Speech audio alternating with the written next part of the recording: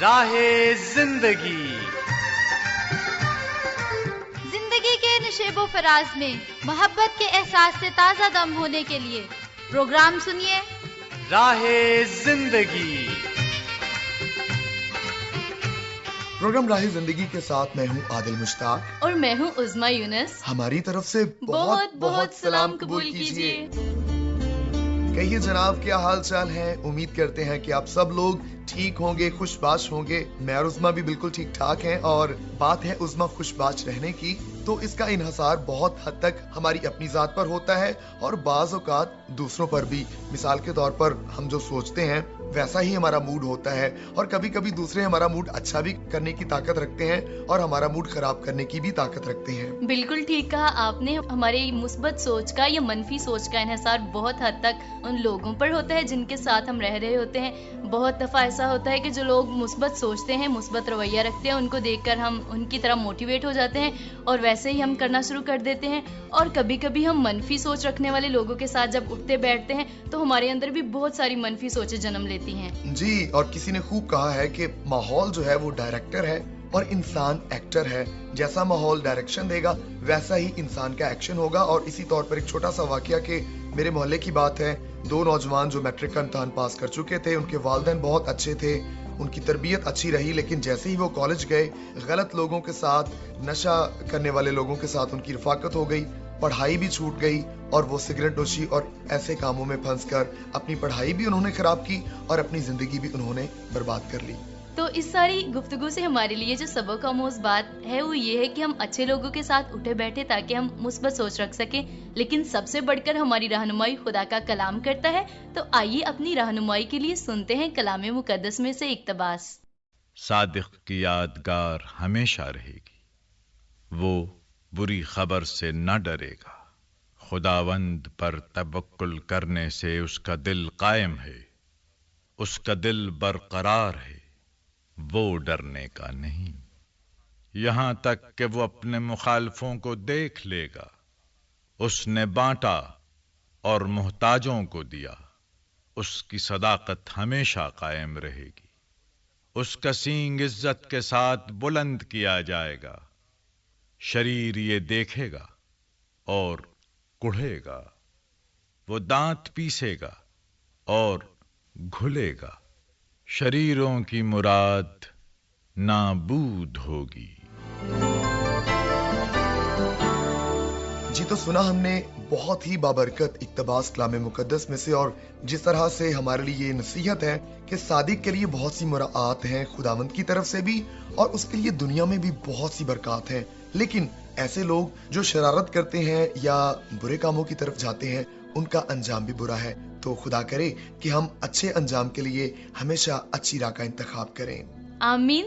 واہ، کیا ہی خوبصورت بات ہے۔ تو اس کا مطلب یہ ہے کہ محنت ہمیں ضرور کرنی ہے، لیکن انحصار فقط خدا کی ذات پر کرنا ہے کہ وہ ہمیں کامیابی دے گا۔ بالکل آپ نے ٹھیک کہا۔ اور عظمیٰ، ابھی میں بتاتا چلوں کہ ہم نے اپنے سامعین کو درخواست کرنی ہے کہ وہ ہمیں خط بھی ضرور لکھیں اور ہمیں فون کال بھی کریں، ضرور ہمیں فیس بک پہ بھی جوائن کریں۔ تو اس کے لیے پتہ ہے جناب، پروگرام راہ زندگی، پی او باکس نمبر 117 یعنی 117، فیصل آباد، پاکستان، اور فون کال اور ایس ایم ایس کے لیے نمبر ہے 033348259663۔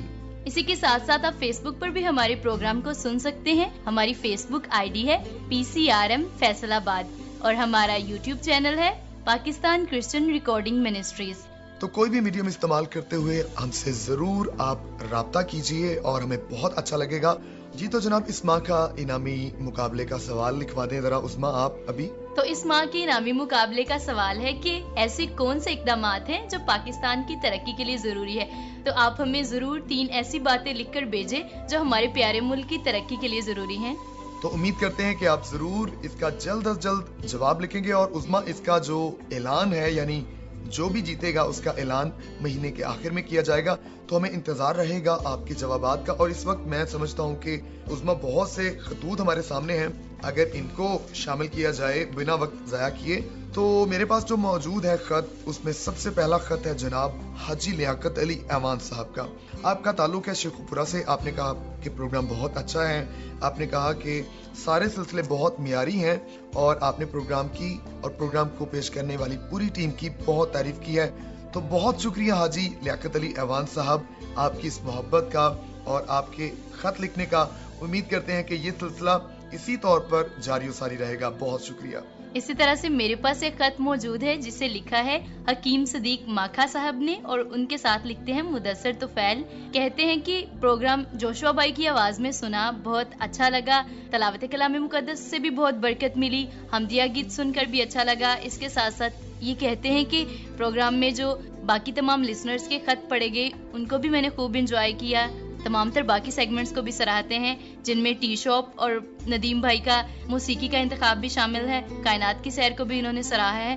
تو حکیم صدیق ماکھا صاحب اور مدثر طفیل آپ کا بہت بہت شکریہ. آپ نے پروگرام کو پسند بھی کیا ہے اور اس کے ساتھ ساتھ ہمیں فیڈ بیک بھی لکھا ہے. تو اسی طرح سے سننا اور لکھنا جاری رکھیے، ہمیں بہت اچھا لگے گا. عظما یہ نام میں پہلی دفعہ پڑھ رہا ہوں. شہزاد عظیمی لاہور سے ہیں. آپ کہتے ہیں کہ عظما یونس اور عادل مشتاق کی میزبانی میں پروگرام سنا، اچھا لگا، ان کو سارے فیچر پسند آئے. تو شہزاد عظیمی پہلے تو میں آپ کو خوش آمدید کہتا ہوں اور بہت شکریہ ادا کرتا ہوں. اسی طور پر اسد مراد ہیں. آپ نے کہا کہ عادل مشتاق صاحب اور بہن عظما یونس صاحبہ سلام. تو بہت شکریہ جی آپ کا. اور آپ ساتھ میں یہ بھی کہتے ہیں کہ پروگرام راہ زندگی کی محبت میں گرفتار ہو گیا ہوں اور میں جب تک پروگرام کو ڈاؤن لوڈ نہ کروں تو تب تک میں پریشان رہتا ہوں. تو بہت شکریہ جی آپ کی ان فیلنگز کو پڑھ کے میں تو بہت خوش ہوں. عظما بھی مسکرا رہی ہیں. یقیناً ہم سارے بہت خوش ہیں اور امید کرتے ہیں کہ یہ محبت اسی طور پر جاری رہے گی اور آپ اسی طور پر گرفتار رہیں گے. اسی طرح سے کچھ ساتھیوں نے ہمیں فیس بک پر بھی لکھا ہے. تو ان میں شامل ہے اسرار احمد چودھری شیخوپورہ سے، جو لکھتے ہیں very good and nice program. Rashid Naz Sahab نے لکھا ہے گڈ پروگرام. اسی طرح سے غلام سرور بلوچ صاحب لکھتے ہیں مختلف رنگوں سے مزین خوبصورت پروگرام. عبدالغفور کیسر صاحب نے لکھا ہے بہت خوب جوشوا جی، زبردست پروگرام. عبدالغفور کیسر صاحب بھی لکھتے ہیں keep up the good work. تو آپ سب ساتھیوں کا بہت شکریہ فیس بک پر ہمیں لکھنے کے لیے. ہمیں بہت اچھا لگا آپ نے ہمیں لکھا. چودھری اسرار صاحب نے بھی شکریہ ادا کیا اور کہا کہ آج کا پروگرام بہت زبردست معلوماتی تھا. تو بہت شکریہ چودھری اسرار احمد. محبتی مورزادو گوڈشانی آپ کا بہت شکریہ، آپ نے بھی پروگرام کو پسند کیا. ماسٹر محبوب احمد صاحب آپ نے پروگرام کو پسند کیا. بہت بہت شکریہ جی. آپ تو سبھی سلسلوں پر کمنٹس بھی کرتے ہیں. تو سبھی دوستوں کا بہت بہت زیادہ شکریہ. اگر آپ کے پاس اور بھی خطوط ہیں تو آپ ان کو شامل کر سکتی ہیں عظما. جی ہاں، میرے پاس ایک خط موجود ہے جسے لکھا ہے کرامت مسیح گل نے سانگلا ہل سے، اور یہ کہتے ہیں پروگرام سنا بہت بابرکت تھا، سارا پروگرام معلوماتی ہے، اور اسی طرح سے یہ کہتے ہیں پروگرام پیش کرتے رہیے. تو آپ کا بہت شکریہ. ہماری کوششیں بھرپور جاری ہیں تاکہ ہم اپنے سامعین کی توقعات پر پورا اتر سکیں. تو ہم خطوط اور ایس ایم ایس کے سلسلے کو ابھی یہیں پر سمیٹتے ہیں عظما اور آگے بڑھتے ہیں. اور بڑھنا ہے ہمیں آگے اور جانا ہے ہمیں ڈاکٹر کے پاس اور سننی ہے صحت کی باتیں. تو آئیے بڑھتے ہیں آگے اور مل کر سنتے ہیں صحت کی باتیں. صحت سب کے لیے اور میں ہوں ندب. سلام قبول کیجیے. آج ہمارے ساتھ اسٹوڈیو میں ڈاکٹر ثنا موجود ہیں. We welcome you doctor Sana. Thank you so much. آج ہم ویکسینز کے بارے میں بات کرتے ہیں. جی بالکل، کیوں نہیں، ضرور. یہ ویکسین اتنے امپورٹنٹ کیوں ہے؟ دیکھیں، جب ایک بچہ اس دنیا میں آتا ہے پیدا ہونے کے بعد تو اس میں بہت سی بیماریاں جو ہیں اس کی جسم پہ آ کے اٹیک کرتی ہیں. ان بیماریوں کو روکنے کے لیے یہ ویکسینیشن ضروری ہوتے ہیں.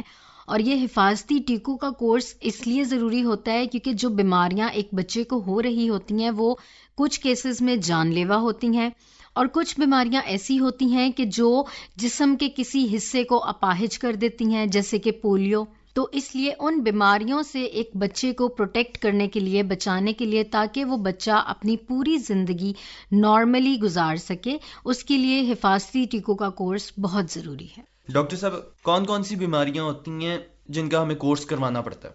جی، اس میں ہم خسرہ کا کرواتے ہیں، ہمارے پاس ٹی بی کا ہوتا ہے کورس، کالی کھانسی، پولیو، تشنج، خسرہ، یہ کچھ ایسی بیماریاں ہیں جو بہت کامن ہیں اور ان کے لیے ویکسین بچوں کو مسٹ کروانا چاہیے. تو جب بچوں کو ویکسینیشن نہیں ہوتی، بڑے ہو کے انہیں وہ بیماری ہو جائے، تو ان کو تب بھی ہو سکتے ہیں یہ ویکسین؟ دیکھیے ان کو ہو سکتے ہیں، لیکن کیونکہ یہ بیماریاں ایسی ہیں کہ یہ بچے کو بچپن ہی میں اٹیک کرتی ہیں، تو پھر جب بچے کو ایک دفعہ، جس طرح خسرے کی، اکثر آپ نے سنا کہ خسرے کی وبا پھوٹ گئی، تو اس میں یہ ہوتا ہے کہ جب بچے کو خسرے ہو جاتا ہے ایک دفعہ، تو پھر اس کو ہم ویکسین کرواتے ہیں، اور یہ ان کیس ان بچوں کو ہوتا ہے کہ جن کی ویکسینیشنز نہیں ہوتی۔ کس ایج تک یہ بچوں کو ویکسینز ہو جاتے ہیں؟ یہ جی پیدا ہونے کے ساتھ ہی 5 سال تک کی عمر میں جو ہمارا حفاظتی ٹیکوں کا کورس ہے، جس میں کہ مختلف بیماریوں سے بچاؤ کے لیے ہم جو ٹیکوں کا کورس ہے، یہ پیدا ہونے سے لے کے 5 سال تک کی عمر تک بچوں کو ہوتا ہے۔ ہیپاٹائٹس کے ویکسینز کس ایج تک بچوں کو کرانے چاہیے؟ جی دیکھیے، ہیپاٹائٹس کے ویکسینز کی کوئی ایج ڈیفائن نہیں ہے۔ ہیپاٹائٹس کے ویکسین بڑے بھی کروا سکتے ہیں، ہیپاٹائٹس کے ویکسین آپ بچوں میں بھی کروا سکتے ہیں، لیکن ہم کنسیڈر یہی کرتے ہیں اب ہمارا جو کورس ہے حفاظتی ٹیکوں کا، اس کو کمپلیٹ کریں اور اس کے بعد میں ہیپاٹائٹس کا کروائیں۔ جب ایک ویکسین بچے کو لگ جاتا ہے چھوٹے ہوتے، تو ساری زندگی اسے کس طرح پروٹیکٹ کرے گا؟ دیکھیں جی، جب ایک کورس مکمل ہو جاتا ہے ویکسین کا، اس میں یوزلی یہ ہوتا ہے کہ پہلی ڈوز ہم جو دیتے ہیں بچے کو ویکسین کی، اس کے اندر جب ہم وہ اینٹی باڈیز انجیکٹ کرتے ہیں بچے کو، تو وہ جو اینٹی باڈیز ہیں وہ جا کے ایک اپنی آپ کہہ لیں کہ باؤنڈری کریٹ کرتی ہیں۔ اس باؤنڈری کا فائدہ یہ ہوتا ہے کہ جو بیماری کے جو جراثیم ہوتے ہیں وہ بچے کی امیونٹی کو یا بچے کی قوت مدافعت کو افیکٹ نہیں کرتے، اس پہ کوئی برا اثر نہیں چھوڑتے، بلکہ وہ جو باؤنڈری کریٹ کی ہوتی ہے ویکسین نے اندر جا کے، اینٹی باڈی نے اندر جا کے، اس کا فائدہ یہ ہمیں ملتا ہے کہ اس باؤنڈری کی وجہ سے جو جراثیم ہوتے ہیں وہ ختم ہو جاتے ہیں، خود بخود باڈی میں سے ختم ہوتے جاتے ہیں، وہ فائٹ کرتا ہے ان کے ساتھ۔ تو بخار کیوں ہونے ہو جاتا ہے؟ دیکھیں جی، کچھ کیسز میں اس طرح سے ہوتا ہے کہ ہم لائیو اینٹی باڈیز جو ہیں وہ اپنے ویکسینز میں ہم یوز کرتے ہیں۔ اس میں یہ ہوتا ہے کہ جب لائیو اینٹی باڈیز جا کے ہمارے خون میں خلیوں کے ساتھ جا کے جب باڈی کے اندر اٹیچ ہوتے ہیں تو اس سے کیمیکل ری ایکشن ہوتا ہے۔ وہ کیمیکل ری ایکشن جو ہے اس کو سٹیبل ہونے میں کچھ ٹائم لیتا ہے، اور جتنی دیر میں وہ سٹیبل نہیں ہوتا، بخار، کھانسی، گلا خراب، یہ ساری کچھ ایسے سمٹمز ہیں جو کہ بچوں میں کریٹ ہوتے ہیں۔ اور کئی دفعہ یہ بھی دیکھا گیا ہے کہ بچوں کے جسم پہ ریشز بھی ہو جاتے ہیں، لال رنگ کے دھبے بن جاتے ہیں ان کے جسم پہ، ان کو خارش ہوتی ہے، وہ سب کچھ اسی وجہ سے ہوتا ہے۔ لیکن دوائیوں کے ساتھ ساتھ وہ الٹیمیٹلی آہستہ آہستہ جب سیکنڈ ڈوز لگتی ہے تو پھر وہ نہیں ہوتا۔ یوزلی بخار پہلی ڈوز پہ ہوتا ہے، دوسری پہ ہوتا ہے، تیسری پہ ہوتا ہے، لیکن جیسے جیسے ڈوزز ہوتی ہیں امیونٹی باڈی کی بڑھتی جاتی ہے، قوت مدافعت، اسی طرح سے یہ بخار کا ہونا بند ہو جاتا ہے آہستہ آہستہ۔ جب بخار ہوتا ہے یا جدھر سوزش ہوتی ہے، انجیکشن لگتا ہے تو سوزش ہو جاتی ہے، ٹھیک ہے، تو مائیں اس پہ برف کا ٹکور کرتی ہیں، اس کا کیا فائدہ ہے؟ دیکھیں اس کا یہ فائدہ ہوتا ہے کہ جب برف کی ٹکور کی جاتی ہے تو اس سے سوزش اتر جاتی ہے، ٹھیک ہے، اور جب سوزش اترتی ہے تو یہ بات سمجھ میں آتی ہے کہ وہ جو بچے کو درد ہو رہی ہوتی ہے وہاں ہاتھ لگانے سے، اور کیونکہ بچے بہت نازک ہوتے ہیں، پھولوں کی طرح ہوتے ہیں، ٹھیک ہے، تو ضروری نہیں ہے کہ ہاتھ لگانے ہی سے بچوں کو درد ہو رہی ہو، بچے کو ویسے بھی تکلیف ہو رہی ہوتی ہے، تو اس تکلیف کو ختم کرنے کے لیے، برف کی ٹکور، درد کو ختم کرنے کے لیے، سوزش کو ختم کرنے کے لیے ہم یہ ماؤں کو تنبیہ کرتے ہیں، ماؤں کو ایڈوائز کرتے ہیں کہ وہ ان کو برف کی ٹکور کریں تاکہ بچے کی جو تکلیف ہے اس کو کم کیا جا سکے۔ اور اگر بخار حد سے بڑھ جائے تو اس کا کیا ہے؟ دیکھیں جب بچے کو پہلی دفعہ بخار ہوتا ہے اور آپ نوٹس کرتے ہو کہ آپ کے بچے کو بخار ہو رہا ہے تو آپ کا یہ فرض بنتا ہے کہ آپ فوراً اس کو لے جا کے ڈاکٹر کے پاس دکھائیں اور ڈاکٹر کو یہ بتائیں کہ اس کا کورس ہوا ہے، اس کو انجیکشن لگا ہے، تاکہ ڈاکٹر جو ہے بخار کو کم کرنے کے لیے دوائی دے بچے کو، اور آپ کے بچے کا بخار جو ہے وہ بہت زیادہ ہائی نہ ہو۔ ڈاکٹر ثنا، آپ کی ان مفید باتوں کا بہت بہت شکریہ۔ جی تو سن رہے تھے ہم صحت کی باتیں، اور عظما بات ہو رہی تھی ویکسینیشن پر۔ اسی طرح سے اگر ہمیں جسمانی صحت درکار ہے تو اس کے لیے ہمیں ویکسین کروانا بہت ضروری ہے، اور آج کل تو ویکسین بہت ہی آسان کر دی گئی ہے۔ ویکسینیشن کے لیے عملہ ہمارے گھر تشریف لے کر آتا ہے، تو ضرور اپنے بچوں کو ویکسینیشن کروائیں تاکہ وہ صحت مند رہ سکیں۔ تو میں سوچ رہا تھا کہ اسی دوران جب میں اس فیچر کو سن رہا تھا کہ کسی بھی چیز کو کنٹرول کرنے کے لیے کچھ احتیاطی تدابیر ہوتی ہیں. جیسے ہم آج بات کر رہے ہیں کہ ہمیں اگر اچھی راہ پر چلنا ہے, اچھا سوچنا ہے یا اچھے کام کرنے ہیں, وہ بھی ایک طرح سے ویکسین ہی ہے کہ ہمیں اچھی صحبت میں رہنا ہے. اگر بری صحبت میں آ گئے تو پھر ہم ایک طرح سے انہی طرح کی بیماریوں میں جن سے ہم بچنا چاہتے ہیں, یعنی ہم بری راہ پر جا سکتے ہیں, تو ایسے معاملات میں ہم پھنس سکتے ہیں. اب وقت ہوا جاتا ہے پروگرام میں آگے بڑھنے کا اور ہم سنتے ہیں چشم بینا. لیکن آپ کو بتاتے چلیں کہ ہم نے ریپلیس کر دیا ہے چشم بینا کو آپ بیتی سے. مہر عبدالستار سلفی صاحب, آپ نے ایک خواہش کی تھی کہ نئے فیچرز پروگرام میں شامل کیے جائیں, تو ہم نے آپ کی خواہش کا احترام کرتے ہوئے ایک نیا فیچر ایڈ کیا ہے جو کہ ہے آپ بیتی. ہم اپنی زندگی میں بہت سے ایسے تجربات سے گزرتے ہیں جو ہمارے لیے سبق آموز ہوتے ہیں, لیکن اس کے ساتھ ساتھ اگر ہم انہیں دوسروں کے ساتھ بانٹیں تو وہ ان کے لیے بھی مفید ثابت ہو سکتے ہیں. تو چلیے جناب, پھر دیر کس بات کی, آئیے مل کر سنتے ہیں آپ بیتی. میرا نام فخر نعیم ہے اور اکثر و بیشتر ہماری زندگی میں کچھ ایسے واقعات ہوتے ہیں جو ہماری زندگی میں گہری چھاپ چھوڑ جاتے ہیں. تو آج میں بھی آپ کے ساتھ اپنی ایک آپ بیتی شیئر کروں گا اور آپ کو بتانا چاہوں گا. یہ اس وقت کی بات ہے, ان دنوں کی بات ہے جب میں اسکول کے بالکل آخری ایام میں تھا, یعنی 10ویں کلاس کا طالب علم تھا. تو تب حالات کچھ ایسے تھے کہ والد صاحب کے بعد میں بڑا بھائی, میرے بعد ایک چھوٹا بھائی. تو جیسا کہ بنتا ہے کہ والد صاحب کے بعد ذمہ داری مجھ پر آتی ہے ہر کام کی, تو میری زندگی میں ایک کمزوری تھی اور وہ اس طرح سے شروع ہوئی کہ میں ہر ایک کام میں دوسروں پر انحصار کرتا تھا. یعنی گھر کا کوئی کام ہے تو میں نے والد صاحب پر انحصار کرنا یا اپنے چھوٹے بھائی پر انحصار کرنا اور اپنی ذمہ داریوں کو ان پر لادنا اور ان کو نہ نبھانا. کہیں رشتہ داری میں کوئی خوشی غمی ہو جاتی ہے تو اگر مجھے جانا پڑتا تو میں وہاں پر نہ جاتا بلکہ اپنے چھوٹے بھائی کو بھیجتا. تو یہ میری ذمہ داری تھی جو میں اپنے چھوٹے بھائی پر ڈالتا جاتا. تو اس سے فرق یہ پڑتا تھا کہ مجھے پھر وہاں پر رشتہ داریوں میں ایسے آنا جانا نہیں آتا تھا. خوشی پہ کسی کو کیسے ملنا ہے, تو یہ کمزوری میں بڑھتی جاتی تھی. اسی طرح گھر کی اور ذمہ داریوں میں ایک ذمہ داری یہ بھی تھی کہ اپنی خواتین کو باہر لے کر جانا. اس ذمہ داری سے بھی غفلت برتتا تھا اور چھوٹے بھائی کو کہہ دیتا تھا کہ آپ لے جاؤ. تو اس سے پھر ایسا ہوتا تھا, مجھے پھر بہت ساری جگہوں کا پتہ نہیں رہتا تھا. اسی طرح اگر گھر میں کوئی مشینری خراب ہو چکی ہے تو میں کوشش کرتا تھا کہ وہ اپنے باپ کو یا پھر اپنے بھائی کو کہوں اور وہی اسے ٹھیک کروا دیں. تو یہ تمام باتوں کا جو نتیجہ میری زندگی پر اثر ہوا وہ یہ تھا کہ میں دن بدن اپنے دنیاوی معاملات میں کمزور ہوتا گیا اور بہت سارے کاموں کے لیے اپنے آپ کو نااہل سمجھنے لگا کیونکہ ان کو کرتا نہیں تھا. اس لیے میرے اندر کانفیڈنس کی بھی کمی ہوتی گئی. جب تک میری تعلیم ختم نہیں ہوئی تب تک یہ سلسلہ جاری رہا اور پھر ایسا ہوا کہ چھوٹے بھائی کی بھی تعلیم ختم ہو گئی. تو ایک وقت ایسا آیا کہ چھوٹا بھائی بیرون ملک جانا پڑا اسے. تو پھر ایک دم ساری ذمہ داریاں میرے سر پر آن پڑی اور یقیناً جو میری پرانی زندگی تھی, پچھلی زندگی تھی کہ میں سست تھا, کاہل تھا, اپنی ذمہ داریوں کو نہ نبھانے والا تھا.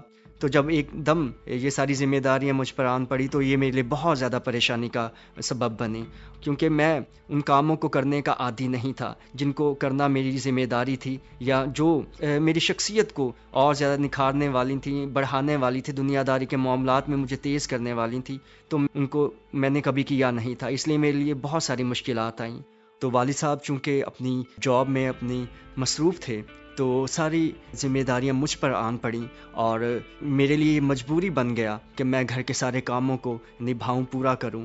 اور جب بھی چھوٹی بہن کو یا والدہ صاحبہ کو بازار لے کر جانا پڑتا تو مجھے راستوں کا پتہ نہیں تھا, بازار میں جگہوں کا پتہ نہیں تھا جہاں پر ان کو لے کر جانا ہے کیونکہ میں کبھی گیا نہیں تھا. تو اس لیے پھر مجھے بہت ساری مشکلات کا سامنا کرنا پڑا. اسی طرح اگر گھر میں کوئی مشینری خراب ہو جاتی ہے تو مجھے یہ نہیں پتہ ہوتا تھا کہ مجھے کس مستری کے پاس جانا ہے, کہاں سے یہ مرمت کروانی, کیونکہ میں نے وہ کام کیا نہیں تھا.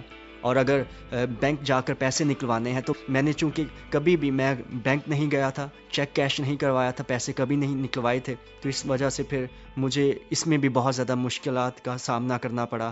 اور پھر میرے اندر یہ احساس پیدا ہوا کہ میں نے بہت سارا اپنی زندگی کا حصہ ایسے ہی ضائع کیا.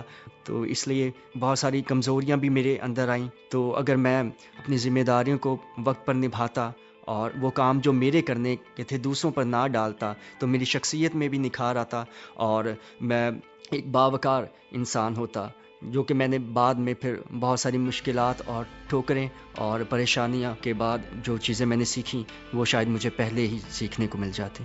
میری اس آپ بیتی کے تمام سننے والوں کو میں یہی کہنا چاہوں گا کہ اگر آپ بر وقت اپنی ذمہ داریاں نبھاتے ہیں تو آنے والے مستقبل میں آپ کو بہت ساری مشکلات اور پریشانیوں کا سامنا نہیں کرنا پڑے گا، اور بر وقت اپنی ذمہ داریوں کو نبھانے سے آپ پر اعتماد بھی ہوں گے اور اپنے بہت سارے معاملات کو آسانی سے نبھانے والے ہوں گے، اور یقیناً آپ کی زندگی میں بہت ساری خوشیاں بھی آئیں گی۔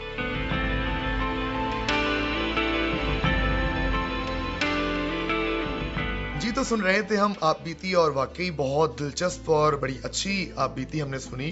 تو امید کرتے ہیں کہ آپ کو یہ سلسلہ دوسرے سلسلوں کی طرح پسند آئے گا، اور ضرور اس کے بارے میں بھی آپ ہمیں لکھ بھیجیے۔ اور جس طرح سے آج ہم بات کر رہے تھے کہ عظما کہ اچھی صحبت ہمیشہ اچھی سوچ دیتی ہے، اور اچھی سوچ ہمیشہ اچھے کام کرنے کی صلاحیت بخشتی ہے، تو اس کے لیے ہمارا دل جو ہے وہ بہت حد تک ہماری مدد کرتا ہے۔ بالکل ٹھیک کہا آپ نے، اور آپ کی اسی بات سے مجھے یاد آ گئی ہے کلام مقدس کی ایک آیت۔ حضرت سلیمان کہتے ہیں کہ اپنے دل کی خوب حفاظت کر، کیونکہ زندگی کا سرچشمہ وہی ہے۔ تو جو کچھ ہم پڑھتے ہیں، سنتے ہیں، دیکھتے ہیں، اور جس طرح کے لوگوں کے ساتھ ہم رہتے ہیں، اس سب کا اثر ہماری سوچ پر ہوتا ہے، ہم ویسا ہی رویہ اختیار کرتے ہیں۔ تو اس کے لیے بہت ضروری ہے کہ ہم اچھے لوگوں کے ساتھ رابطہ قائم رکھیں، لیکن ان سب سے افضل ایک بات ہے، اور وہ یہ ہے کہ ہمارا تعلق خدا کے ساتھ مضبوط ہو، کیونکہ اگر ہم نے اچھی چیزیں دیکھ بھی لی، سن بھی لی، تو ہم ان پر عمل کرنے میں ناکام رہتے ہیں جب تک کہ خدا کا روح ہماری مدد اور ہماری رہنمائی نہ کرے، ہمیں مائل نہ کرے۔ جی آپ نے خوب کہا، اور جب خدا کے ساتھ ہمارا تعلق ہو جاتا ہے تو پھر خدا ہمارے دل کو بھی نیا بناتا ہے اور ہمارے بدن کو بھی اچھے کام کرنے کی صلاحیت بخش دیتا ہے۔ اور کیا خوب لکھا ہے انجیل مقدس میں کہ اچھا آدمی اپنے دل کے اچھے خزانے سے اچھی چیزیں نکالتا ہے، اور برا آدمی اپنے دل کے برے خزانے سے بری چیزیں نکالتا ہے۔ تو اچھا خزانہ جمع کرنے کی توفیق ہمیں خداوند تعالیٰ کا روح اور خدا دے سکتا ہے۔ بالکل ٹھیک کہا آپ نے۔ تو ابھی وقت ہوا جاتا ہے پروگرام کے اختتام کا، لیکن اس سے پہلے ہم اپنے سروں کو جھکاتے ہیں قادر مطلق خداوند کے حضور، اور آئیے مل کر کرتے ہیں دعا۔ خداوند تعالیٰ، ہم عاجزی اور انکساری کے ساتھ آپ کے حضور التجا و فریاد کرتے ہیں کہ ہمیں توفیق عطا فرمائیے کہ ہم اپنے دل کی خوب حفاظت کریں اور اچھے لوگوں کے ساتھ رفاقت اور میل جول کو قائم رکھیں۔ اسی کے ساتھ ساتھ ہم آپ کی حضوری میں التجا کرتے ہیں اپنے تمام تر سامعین کے لیے، خدا تعالیٰ انہیں بہت برکت دیجیے، ان کے تمام تر مسائل کو دور فرمائیے، اور اگر کوئی بیمار ہے یا پریشان ہے تو اس کی بیماری اور پریشانی کو بھی دور فرما دیجیے۔ اسی کے ساتھ ساتھ ہم دعا کرتے ہیں اپنے ملک کی ترقی، سلامتی اور بقا کے لیے، اور اس دعا کو ہم مانگ لیتے ہیں یسوع مسیح ناصری کے نام سے، آمین۔